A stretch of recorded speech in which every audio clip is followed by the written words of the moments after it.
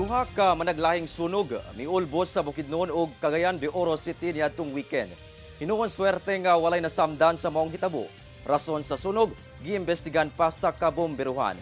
Ani report ni Cyril Chavez. Dakong kalayo nga paspas bilamoy sa usa ka dos andanas nga balay. Ingon ani ang naabtan sa kabomberuhan sa Manolo Fortich Fire Station. Human miulbo ang dakong sunog sa Purok 5, Barangay Tangkulan, pasado alas 6 sa buntag, adlong Domingo. Paspas nga nakaresponde ang kabomberuhan, sanglit at banglang kini sa fire station. Hinungdan nga paspas na apula ang sunog ug wala mikatay sa kasikbit nga balay. Wala tay casualty o injured, sir.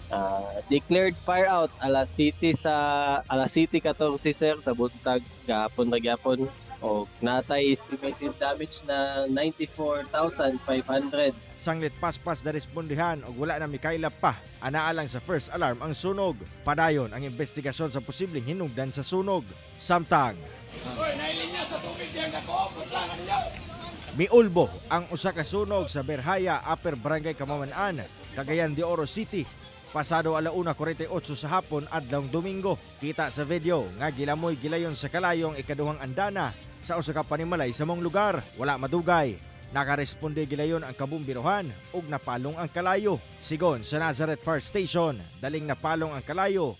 Pinaagi sa pagtinabangay sab sa mga residente sa lugar. Initial investigation, nakita na mo nga natay possible nga angle sa electrical overload, which is kaning ref nga nakasaksak lamang sa mga sa extension.